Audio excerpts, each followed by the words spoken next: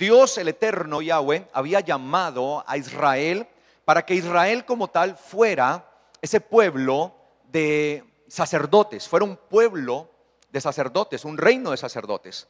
Y el Señor les dice a ellos, ¿no? Se los dice y lo leímos y lo estudiamos. Hoy no lo vamos a leer ni a estudiar, pero les dice: ustedes serán mi especial tesoro. Yo los he traído sobre alas de águila hacia mí y los he constituido hoy como un reino de sacerdotes, le dice Dios a Israel.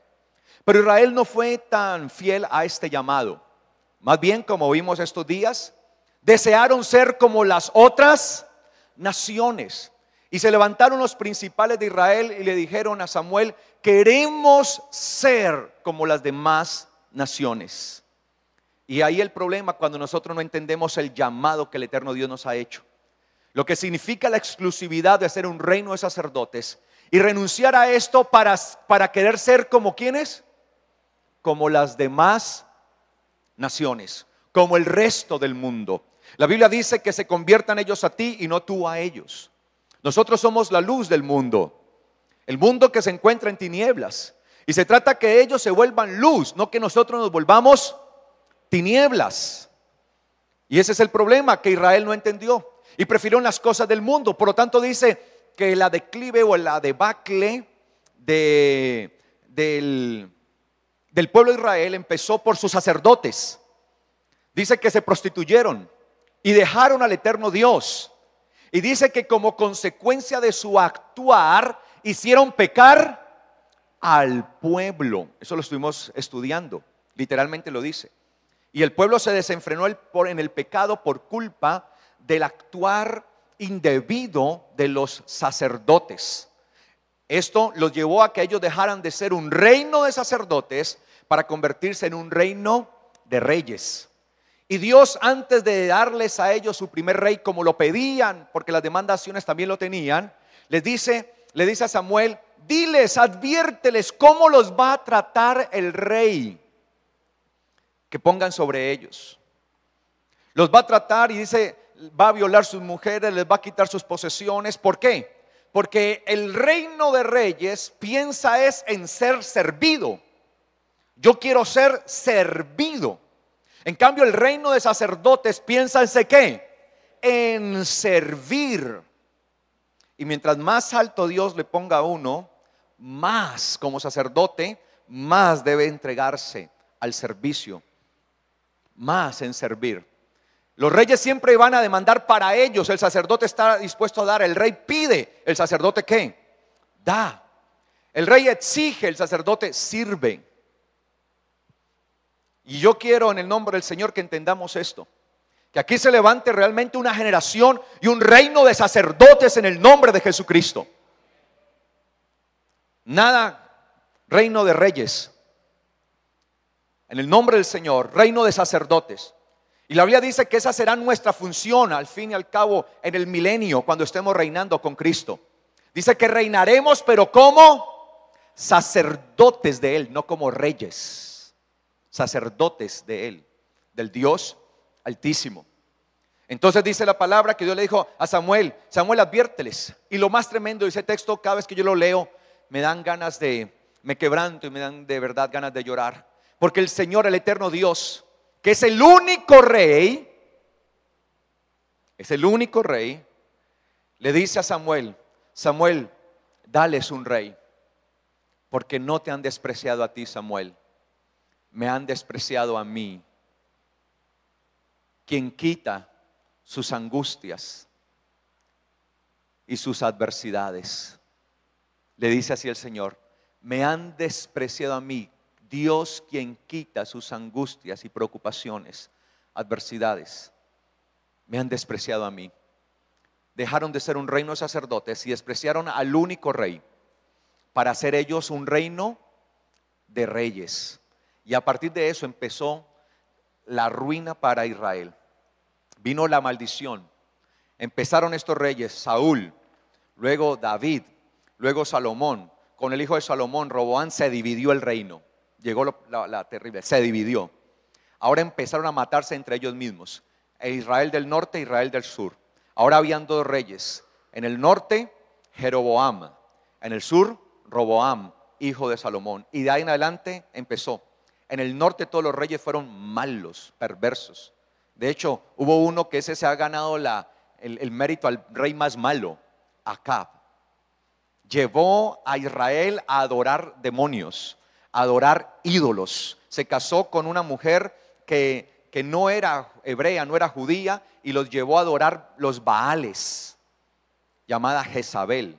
Y esta mujer, como esposa del rey Acab, instituyó 850 profetas, sacerdotes de Baal y de Acera, de esos dos dioses. Y así hubo una situación terrible. Por eso termina en destrucción Israel y termina siendo destruido el templo en el año 70 después de Cristo. Templo que tenía un propósito. ¿Qué era qué? Dar a conocer el nombre del eterno Yahweh en todo el mundo. Así lo dice. Ese era el propósito del templo. Dar a conocer el nombre del eterno Yahweh, y es destruido. Por eso hoy Dios está levantando una nueva casa, un nuevo templo, como dice la palabra, no hecho de manos humanas, sino un templo bajo la voluntad de Dios, donde Cristo es el sumo sacerdote y la cabeza. Y nosotros somos parte de ese templo, de esa casa espiritual, donde habita su Espíritu Santo. Y somos nosotros entonces responsables de la administración de ese templo, de esa casa, como sacerdotes del Dios Altísimo, para dar a conocer las virtudes de aquel que nos llamó de las tinieblas a su luz. Por eso dice la palabra que somos un real sacerdocio, una nación santa, un pueblo adquirido por Dios para anunciar las virtudes de aquel que nos llamó de las tinieblas a su luz admirable. ¿Un reino de qué? De sacerdotes. Oseas capítulo 4. Dice la palabra del eterno Dios: oigan la palabra de Yahweh, hijos de Israel. ¿A quién le estaba hablando el Señor? A los hijos de Israel, ojo. Porque Yahweh contiende con los moradores de la tierra, pues no hay verdad, ni misericordia, ni conocimiento de Dios en la tierra.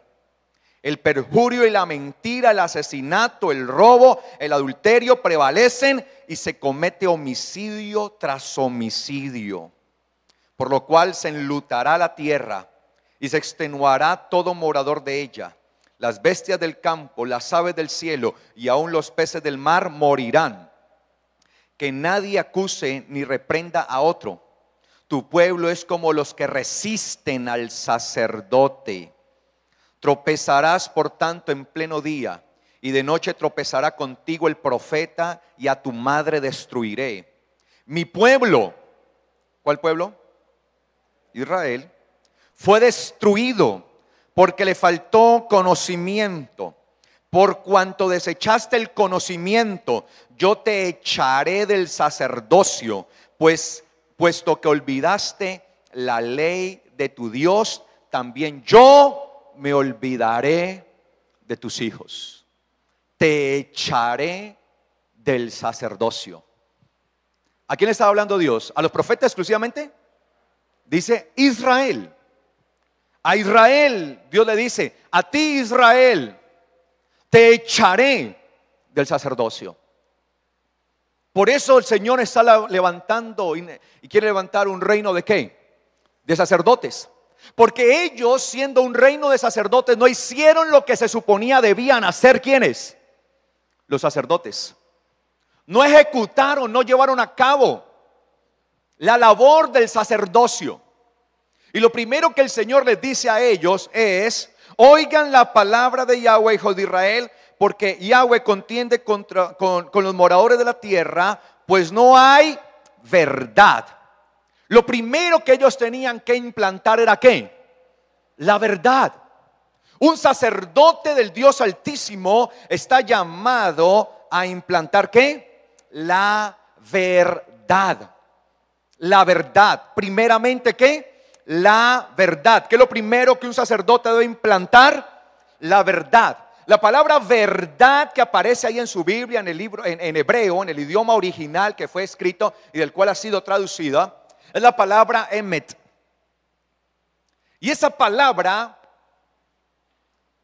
hebrea es una contracción de la palabra que ustedes conocen, Amán. ¿Recuerda qué significa Amán? Amán se traduce comúnmente en la Biblia como creer. Amán, creer. Amán, creer. ¿Qué significa qué? Aferrarse. Amán significa qué? Aferrarse. Y de ella se deriva ¿qué? La emuná, que es la fe, o es decir, la fuerza con la que me aferro. Es decir, que emet, esta palabra, que es verdad, y aquí nosotros tenemos, ¿se ha visto el logo de la iglesia? ¿Se lo ha visto? ¿Qué es lo que sustenta abajo el logo allí? Ese candelabro, esas espigas, ¿qué es lo que sustenta abajo? ¿Qué dice? Emet. Verdad. Es el sustento. La palabra emet significa estabilidad. Como les digo, la contracción de la palabra hebrea amán. Es decir que amán, yo me aferro al Señor, desarrollo emuná, que es fe, para agarrarme vigorosamente, es la fuerza con la que me agarro, pero emet es la estabilidad de la persona en quien ha creído. ¿Qué es lo que le da estabilidad a la persona? Eso, la verdad. Si yo quiero una persona estable en Dios, debo levantarla ¿en qué? En la verdad, no en las emociones, no en un engaño, no en cosas frágiles. Debo levantarla en la verdad. Y muchos por ahí dicen que la verdad a veces duele. A veces yo tengo la bendición que me invitan a predicar a otros lugares y hay pastores que me dicen, uy, pastor, qué bueno que usted les habló así de duro. Pero es que muchas veces hay que hablar la verdad así. Porque para poder partir la roca se necesita fortaleza. Obviamente es una verdad que debe ir acompañada con amor, con respeto, pero siempre hablando ¿qué? La verdad. Yo no puedo disfrazar la verdad. Hoy disfrazamos tanto la verdad para que la gente no se sienta, para que la gente no se me vaya de la iglesia. Y claro, como pastor uno tiene la preocupación, ay Señor, si yo enseño tan duro, de pronto estoy dando estas enseñanzas que son como que parten el alma, como dice la palabra, porque la Biblia dice que la palabra es viva y eficaz, que parte el espíritu y ¿qué? El alma lo penetra lo más profundo del espíritu del alma, allá llega y eso crea un dolor. Entonces uno como pastor se puede preguntar, ¿será que la persona se sentirá agredida? ¿Será que se va? No, yo necesito que se me quede. Entonces de pronto es más fácil predicar una enseñanza mucho más superficial, más suave, más maquillada, que hablar una palabra verdadera. Por eso era que Jesús se enfrentaba a todas estas personas, líderes religiosos y a todos los que le escuchaban y les hablaba. Y dice la Biblia que multitudes le habían seguido y de repente el Señor dio un mensaje tan contundente que dice la Biblia que ese día no los fariseos, no los religiosos, porque ellos no le seguían, las multitudes que le seguían, dice que ese día se fueron ¿qué? Todos se fueron. Y Jesús volteó a mirar a sus discípulos y le dijo, y el que esté entre ustedes que se quiera ir, bien pueda, váyase. Así le dijo, o sea, eso era sin anestesia. De una. Ahorita hay que decir a la persona, venga mijitico, Dios lo ama, Dios es misericordioso, elevar casa, carro, beca. Porque es que si le hablo tan duro de pronto no atiende y se me va. Y ese es el miedo de muchos. Y Jesús le dijo a ellos, a sus discípulos, y el que quiera irse, váyase, váyase. Y Pedro ahí dice, pero Señor, ¿a dónde iremos si solo tú tienes palabras de vida eterna? Es decir, que la verdad es ¿qué? Vida eterna. Y los sacerdotes habían dejado de decir la verdad. Obviamente, cuando yo digo la verdad, el primero que se tiene que exponer a vivir esa verdad, ¿quién es? El que la está transmitiendo. Y si yo no estoy dispuesto a someterme a la verdad, pues difícilmente voy a poder predicar la verdad.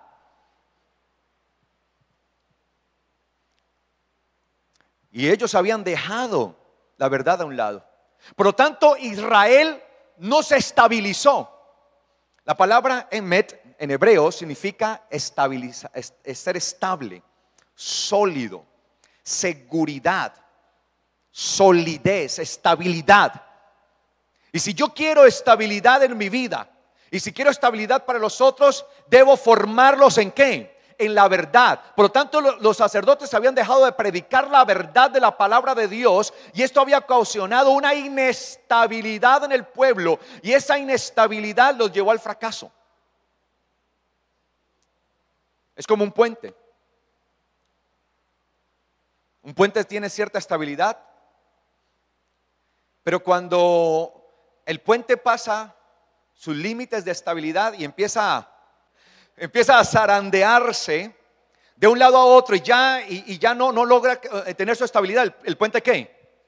Se parte, porque perdió su estabilidad. Tenemos que recuperar la estabilidad, y solamente se recupera a través de la verdad. Y un reino de sacerdotes está dispuesto a hablar siempre ¿qué? La verdad. Y es lo primero que Dios le reclama a ellos. Y le dice: estoy en contra del mundo porque ustedes eran los que debían llevar verdad. Ni siquiera la han practicado en ustedes mismos. Están inestables y el mundo está lleno de maldición. Verdad. Segundo, le dice: no hay misericordia. ¿No hay qué? Misericordia. Y esa palabra viene de la palabra hasad. Y esa palabra significa agacharse, doblarse, doblegarse. Obviamente esa palabra misericordia se ha traducido como bondad, benevolencia. Pero cuando vemos esta palabra que viene de la palabra hasad, significa ¿qué? Agacharse, doblarse. Esto nos indica algo, que el sacerdote debe estar dispuesto ¿a qué? A doblegarse, a agacharse a fin de levantar a aquel que está ¿qué? Caído. Un rey no. El rey va a estar en su trono. Él va a estar firme. No le importa al caído, no le importa ver al caído allí. Y si puede pisar al caído, pasa por encima de él. Mas el sacerdote está llamado a doblegarse. Y obviamente eso es servicio. Estar dispuesto a servir, a doblegarse, a entregarse. Eso nos lleva muchas veces a negarnos a nosotros mismos, a partir nuestro orgullo, a quebrantar nuestro ego, nuestra altivez, nuestra prepotencia. Es algo que va en una negación hacia nosotros.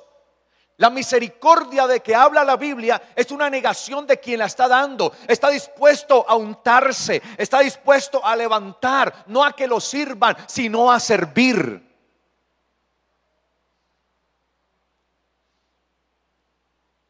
Y mucha gente está buscando ser ¿qué? Servidora, perdón, ser servida, no servidora. Por eso el Señor Jesús, cuando vio a dos de sus discípulos que se disputaban y se peleaban, imagínense los discípulos del Señor peleando. ¿Por quién iba a ocupar el mejor puesto en la mesa? El primero, el de mayor importancia.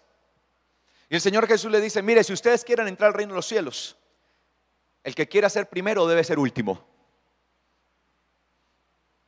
El que quiera ser servido debe servir, si es que quiere entrar al reino de los cielos. Y el reino de los cielos, al reino de los cielos entrarán los sacerdotes de él. El reino de sacerdotes, porque allá solamente hay un rey. Y nosotros somos sacerdotes. Allá no podemos llegar con ínfulas de reyes. El problema es que mucha gente busca de Dios esperando a que Dios sea quien se doblegue ante él. Y la gente no quiere doblegarse ante el eterno Dios. Por lo tanto, la mentalidad del sacerdote es esa: el servicio, la misericordia. Por eso usted ve que el Señor Jesús contó una parábola. La parábola del buen samaritano. Y dice la Biblia que un hombre fue golpeado por unos truanes, por unos malvados, por unos ladrones, que lo despojaron de todo, y no solamente se contentaron con despojarlo, sino que lo dejaron casi muerto, lo hirieron. Y de repente dice, venía bajando ¿quién? ¿Quién es el primero que anuncia? ¿Un qué? Un sacerdote. Y viendo al hombre, pasó ¿qué? De largo. Yo no me voy a ¿qué? A doblar para cargar. yo no me voy a doblar para levantar. Dice que luego venía ¿quién? ¿Quién? Un levita. Mire que Jesús está hablando acerca del sacerdocio. Un levita, que los levitas habían sido dedicados a Dios como sacerdotes. ¿Para servir en dónde? En el templo. No todos los levitas eran sacerdotes. Ojo. Pero todos los sacerdotes como tal eran de la tribu de Leví, en Israel. Ahí estaban. Y este levita va pasando y también lo mismo. ¿No muestra qué? Misericordia, sigue. De repente venía un samaritano y él usa la figura del samaritano porque eran personas que el pueblo de Israel no quería. Las creían que eran de menos. Y dice que este hombre, al ver a aquel, no le importó su condición, que estuviera sangriento, que estuviera derramando sangre, no le importó eso. Se untó, se agachó, lo levantó, vendó sus heridas. Y eso es lo que tiene que hacer un sacerdote. Y eso nos habla a nosotros de la misericordia que debemos de tener con los que están allá afuera, de ir y predicar el evangelio, de declarar las buenas nuevas, de hablar las virtudes de aquel que nos llamó de las tinieblas a la luz admirable, de predicar el evangelio. Eso es lo que hace un sacerdote. No sigue de largo. Simplemente el sacerdote mira a la persona caída que está en su muerte. El pecado la tiene bajo su dominio. El pecado está a punto de matarla. Le ha quitado todo, le ha despojado todo a la persona. Por lo tanto, los sacerdotes deben estar dispuestos a abrazar a aquella persona caída, a levantarla en el nombre de Jesucristo para que sea restaurada la persona. A eso hemos sido llamados como sacerdotes. De eso se trata el reino de sacerdotes. Y dice la escritura aquí: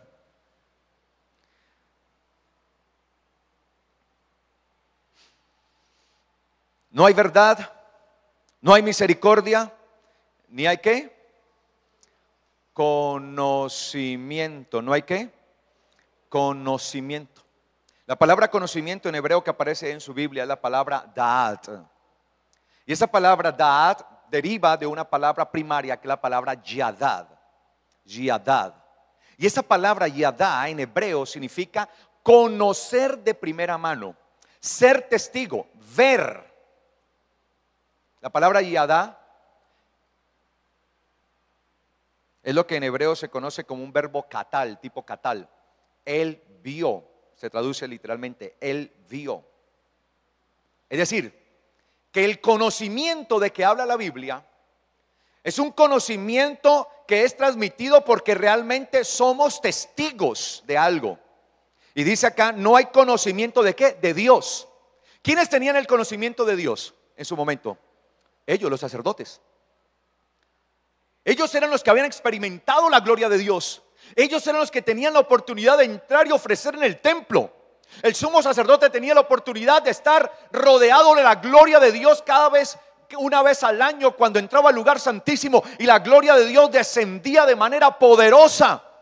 Eran ellos los que tenían esa bendición, ese privilegio. El pueblo no, el pueblo siempre estaba ¿dónde? Afuera, esperando a ver qué noticias traía el sacerdote. Ellos tenían ese privilegio, ese honor de conocer la bendición de Dios, la gracia de Dios, esa presencia de Dios, estar rodeados. Sin embargo, no la quisieron dar, no la quisieron compartir. Por lo tanto, nosotros somos llamados hoy a compartir de esa gloria. Y como dijo el apóstol Juan, hablando de Yeshua, de Jesús, el Mesías, él dijo: y vimos su gloria. Y Adá, vimos su gloria, gloria como el unigénito Hijo de Dios. De quien se da testimonio, dice Juan. Y yo, Juan, le vi. Yo le vi. Y estos hombres le vieron y le contemplaron. Y por eso estuvieron dispuestos a entregar hasta su vida por la predicación del evangelio. Estuvieron dispuestos a entregarlo todo. Cuando una persona no ha tenido un conocimiento de Dios, y no estoy diciendo que usted vea a Dios, sino que a Dios lo vemos es a través del testimonio de ¿quién?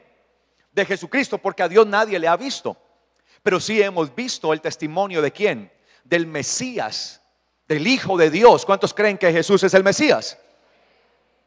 Y tenemos el testimonio de Él. Y cuando uno tiene ese encuentro con el Mesías, ese encuentro verdadero, inevitablemente uno tiene que dar a conocer a Dios a través de Él. Por eso esa era la oración del Maestro de Jesucristo. Padre, que te conozcan a ti, que te conozcan a ti, Dios único y verdadero, y a Jesucristo a quien has enviado. Jesucristo, tu Hijo, a quien has enviado.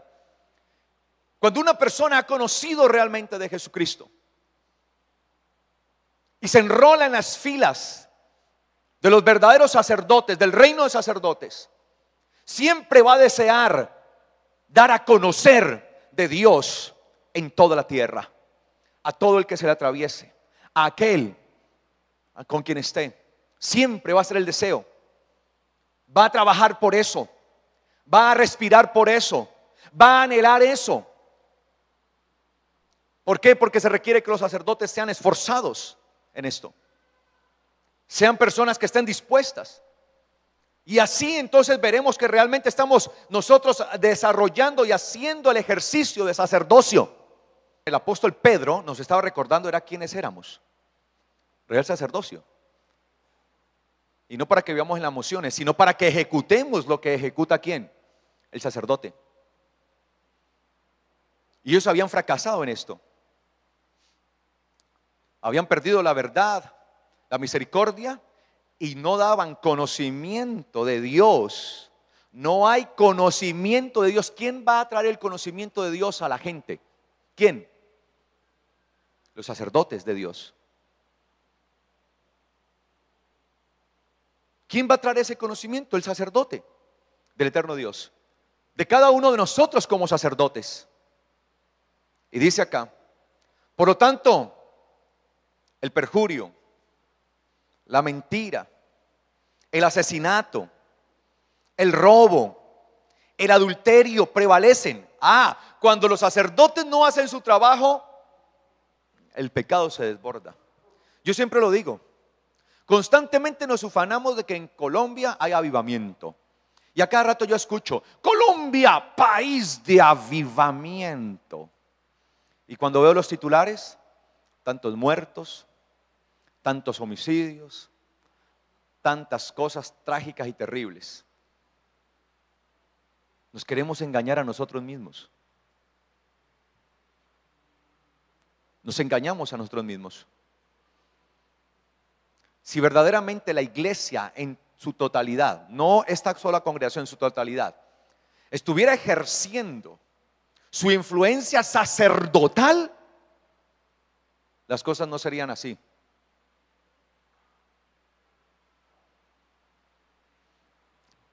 Y dice acá,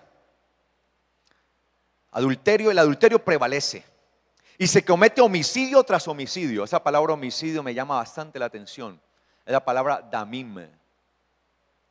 Damim. Eso es lo que conocemos cuando usted estudia hebreo como los plurales de excelencia. La palabra dam significa sangre. Homicidio ahí, damim, sangre, la palabra dam. Es decir, que si está en plural sería ¿qué? Sangres, ¿no? Entonces, quien no conozca de los hebraísmos y está traduciendo la Biblia, pues va a traducir, se comete sangres tras sangres. Pero cuando la palabra usa damim, es para expresar ya el mayor límite de la violencia, de la maldad en el mundo. Cuando dice la palabra damim para referirse a esto, las sangres. Por eso dice que la sangre de los inocentes, sí, clama, gime delante de Dios. Eso fue lo que pasó con Abel, ¿se acuerda? Que Dios le dijo a Caín, las damim de tu hermano Abel clama, porque es la palabra que aparece ahí, damim. ¿Sí? Sangre, las sangres. Pues obviamente no es un plural como nosotros lo entendemos en español, sino que está dando a entender una idea superior. Clama, Caín, mataste a tu hermano, eres un homicida. clama. Y la sangre clama. Y dice acá, versículo 3, por lo cual se enlutará la tierra y se extenuará todo morador de ella. Las bestias del campo, las aves del cielo y aún los peces del mar morirán. Que nadie acuse ni reprenda a otro. Tu pueblo es como los que resisten al sacerdote. Tropezarás por tanto en pleno. Mira, el pueblo de Israel se levantó ¿a qué? A resistir ¿qué? El sacerdocio, el llamado que Dios les había hecho. Tropezarás por tanto en pleno día y de noche tropezará contigo el profeta y a tu madre destruiré. Ojo con esto. Mi pueblo fue destruido porque le faltó ¿qué? Conocimiento. Por cuanto desechaste el conocimiento, yo te echaré del sacerdocio, puesto que olvidaste la ley de tu Dios también, yo me olvidaré de tus hijos. Cuanto más aumentaban, más pecaban contra mí. Es decir que los sacerdotes son un obstáculo en contra de ¿qué? Del pecado. Pues también yo cambiaré su honra en afrenta. La honra de ellos era ser ¿qué? Sacerdotes, y terminaron bajo un reinado de ¿qué? De reyes. Del pecado de mi pueblo comen y en su maldad levantan su alma. Lo mismo será con el pueblo que con el sacerdote. Los castigaré por su conducta y les pagaré conforme a sus obras. Comerán, mas no se saciarán. Fornicarán, mas no se multiplicarán. Porque dejaron de servir a Yahweh. Fornicación, vino, mosto, quitan el juicio. Mi pueblo consulta a su ídolo de madera y el leño le responde. Cuando habla del leño está hablando de una figura hecha en madera. Porque un espíritu de fornicación lo hizo errar y dejaron a Dios y dejaron a su Dios para fornicar. ¿Dejaron a quién? A su Dios, al eterno Dios. Es decir, renunciaron al eterno Dios para dedicarse a servir ¿a quiénes? A otros dioses. A dioses paganos, a dioses ajenos. Dioses que no habían conocido, ahora están fornicando con ellos. Ahora se están entregando a ellos. Ahora están ahí en medio de esa maldición, de esa muerte tan terrible.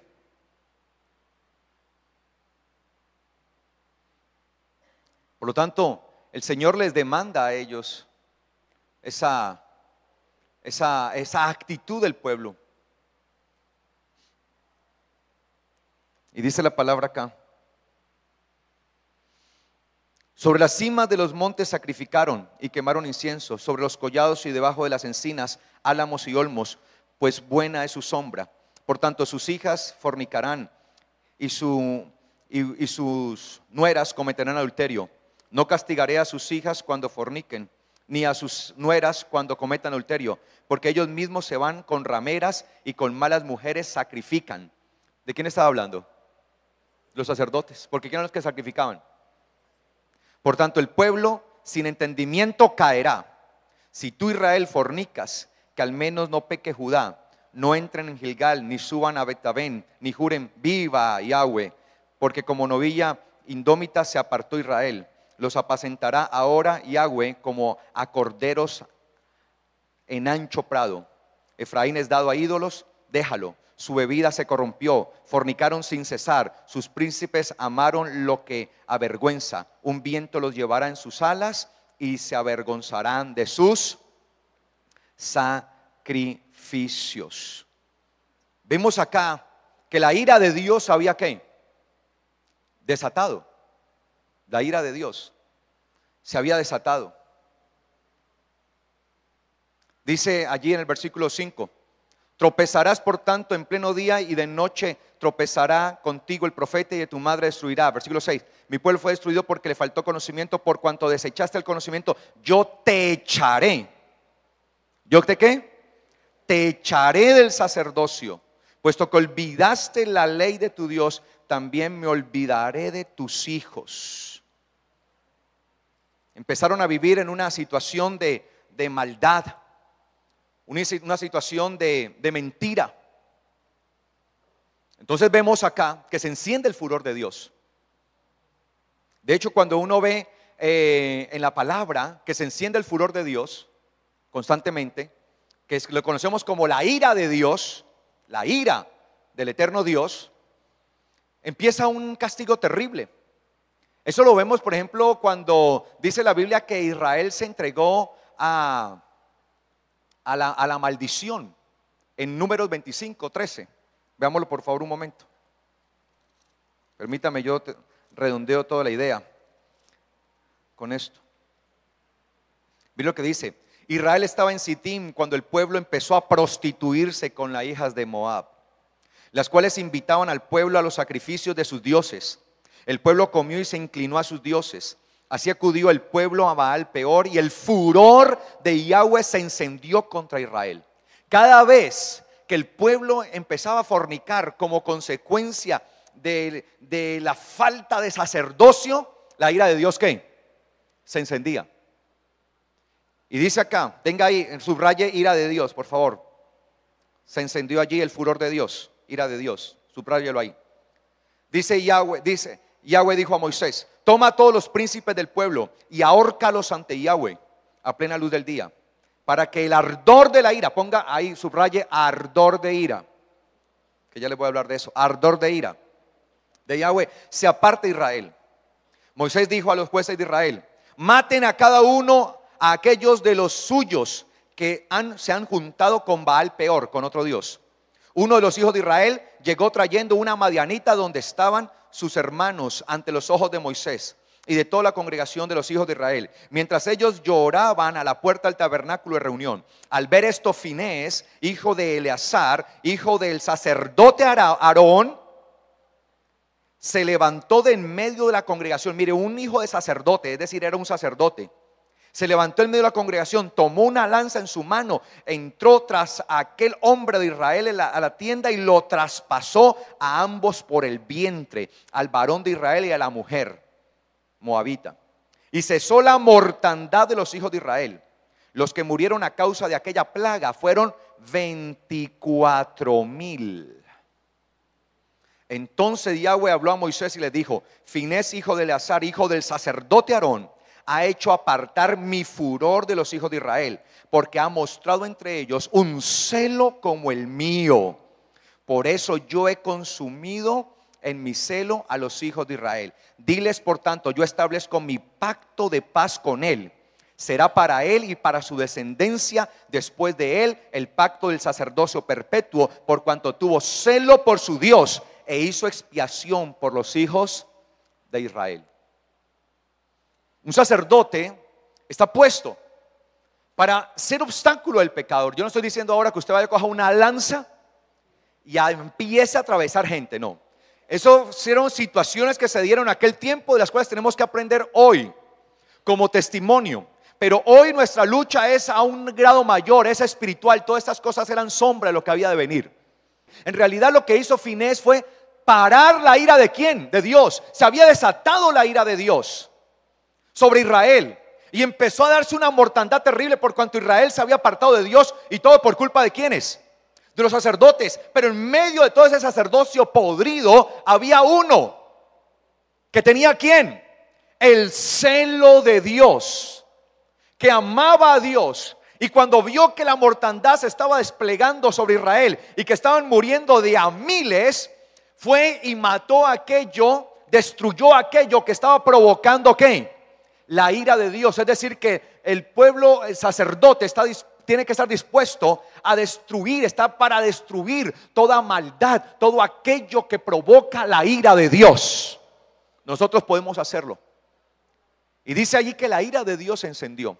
Ahora, cuando hablamos de la ira de Dios, cuando uno lee allí, habla la ira de Dios. Usted está leyendo allí textualmente, allí donde dice, versículo 3, dice: así acudió el pueblo a Baal Peor y el furor de Yahweh se encendió contra Israel. El furor de Yahweh, ahí se encendió contra Israel. Usted lee en hebreo y uno se encuentra con una palabra bastante, o con una expresión bastante especial. La expresión es Vayiharaf Yahweh. Vayiharaf Yahweh. Se lo digo porque cuando yo vengo a predicar acá, todo lo que yo predico lo estudio primeramente en el idioma hebreo. ¿Ok? Vayihar af Yahweh. Y cuando uno lee eso, pues textualmente Vayihar af significa nariz ardiente. Entonces, la nariz ardiente de Yahweh. Entonces la gente, alguien inexperto dirá, ¿cómo así que la nariz ardiente de Yahweh? Es un hebraísmo, una expresión para significar ira, furor. Porque por general cuando hay muchas personas que cuando les da ira, se les coloca ¿qué? La nariz ¿qué? Roja, ¿no? Se les coloca roja de la ira, la nariz. Entonces una expresión hebraica. Vayihar af Yahweh. Hubo ira de él, pero dice Vayihar af. Af es nariz en hebreo, af. Af. Nariz ardiente. Pero quiero llamar la atención de algo. Cuando se usa la expresión Vayihar af, nariz ardiente, es ira. En este caso, la ira de ¿quién? De Dios. Pero también del eterno Dios se dice otra expresión, que esa fue la que dijo Moisés y la que dijo Jonás. Moisés y Jonás utilizaron la expresión Erech Apayim, que significa narices largas. Erech Apayim Elohim, Dios narices largas. En hebreo está en plural, Dios narices largas. La expresión hebraica narices largas significa paciencia de Dios, la misericordia, la paciencia de Dios, la bondad de Dios para el hombre. Narices largas. Por eso cuando Dios iba a destruir a Israel después del pecado de idolatría que tuvo, Dios le dijo a Moisés, Moisés, apártate, porque voy a destruir ahora mismo este pueblo y haré de ti una nueva nación. Y Moisés le dijo, no, recuerda que tú eres narices largas. Sí, es que así dice. Si usted lo lee en hebreo, dice así. Jonás, Dios le dijo, ve a Nínive y predícales. Y Jonás fue y les predicó y se arrepintieron. Y Jonás le dijo, si ves Dios, por eso no quería venir a predicarles, porque yo sabía que tú eres narices largas. ¿Qué significa la expresión narices largas? Eres extremadamente paciente. Entonces dice que Dios es lento para la ira. Y cuando aparece ira, aparece af. Lento para ser nariz ardiente. ¿Grande en qué? En misericordia. Mire que nariz ardiente aparece en singular, pero narices largas aparece ¿qué? En plural. Es decir, que la paciencia y la misericordia de Dios son mayores a su ira.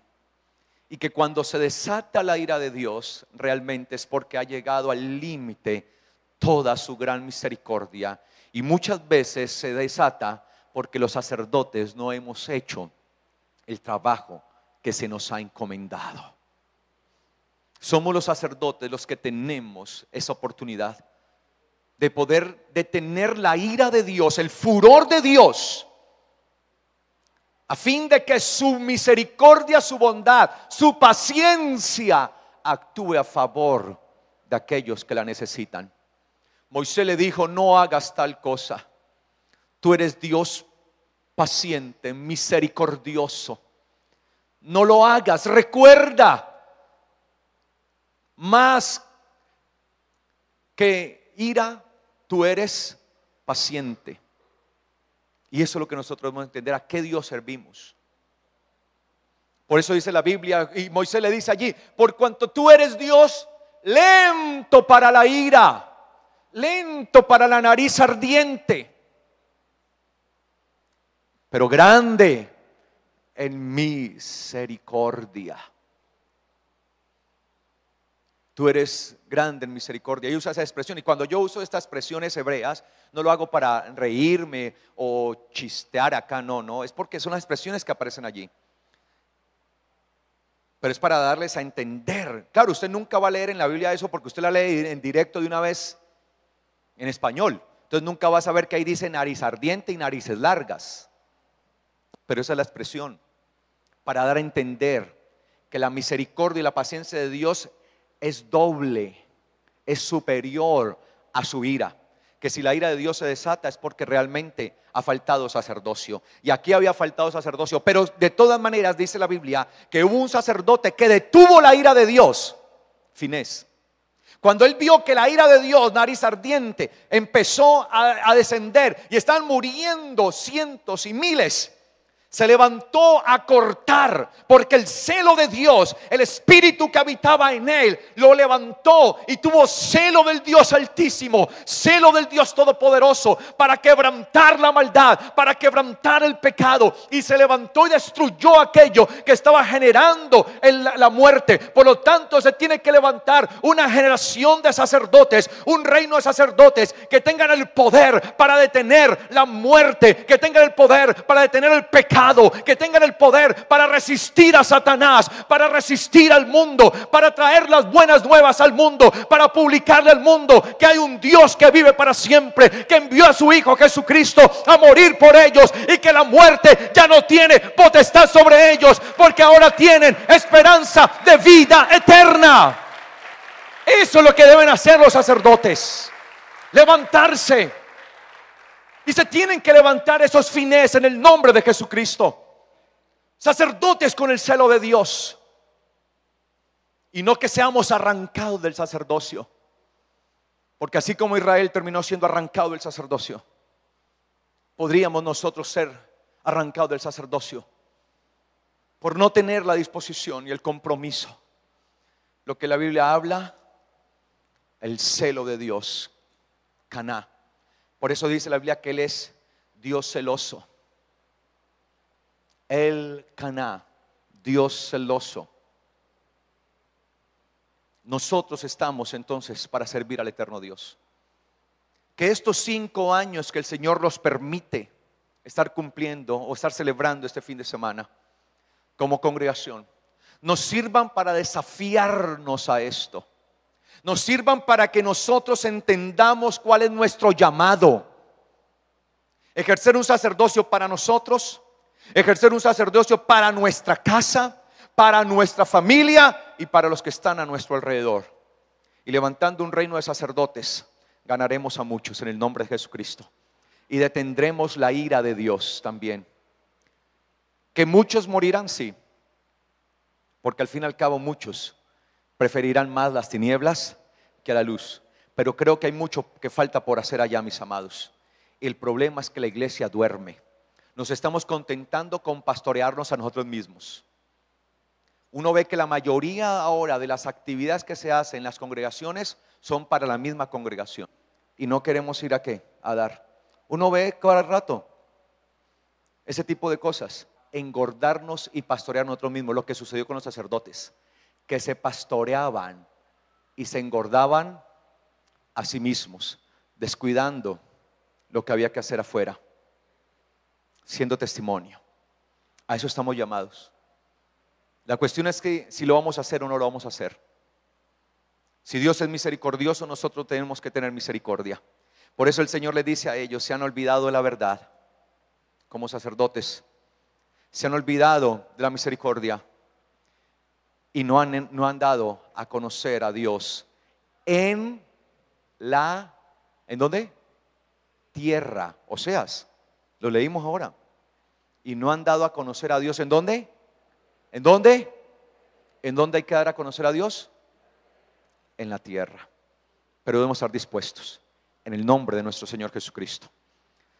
Si el Señor lo permite, nos da licencia de vida, dentro de 8 días quiero continuar esta enseñanza con un modelo de sacerdocio glorioso, que es el modelo de Melquisedec, que más que un nombre es un título, es una orden. Vamos a entender que es la orden Melquisedec. De hecho, cuando se escribe la palabra Melquisedec está separada por una rayita. Melquisedec. ¿Qué es el orden Melquisedec? Vamos a verlo. Del cual se proclama que Yeshua es del orden Melquisedec. Vamos a entenderlo, porque nosotros estamos bajo esa cabeza que es Yeshua.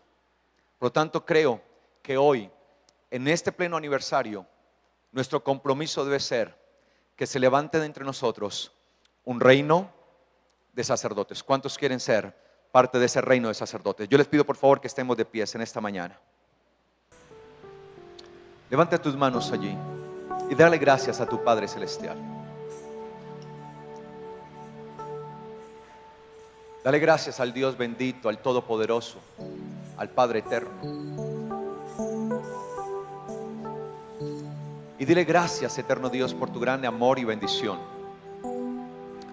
Gracias, Padre, porque hasta el día de hoy nos has permitido llegar, Señor, a este momento. Gracias, Señor, por darnos la oportunidad de ser parte de tus hijos. Por darnos, Señor, esa oportunidad y esa esperanza que muchos no tienen, pero que pueden llegar a tener, Señor, si nosotros ejecutamos y hacemos nuestro trabajo. Hoy vivimos en un mundo en el que no hay verdad. Vivimos en un mundo en el que no hay misericordia y en el que no hay conocimiento de Dios, conocimiento tuyo, Padre. Que seamos nosotros estos sacerdotes que anhelamos, Señor, llevar esa verdad, dar esa solidez que se requiere en el nombre de Jesucristo. De llevar, Señor, esa misericordia, de podernos doblegar, de negarnos a nosotros mismos para podernos doblar, para ayudar a levantar al que está caído. Tener, Señor, compasión por el que se encuentra en la humillación, en el oprobio, en la ruina, en la muerte, en el pecado. Que no seamos indiferentes, Padre.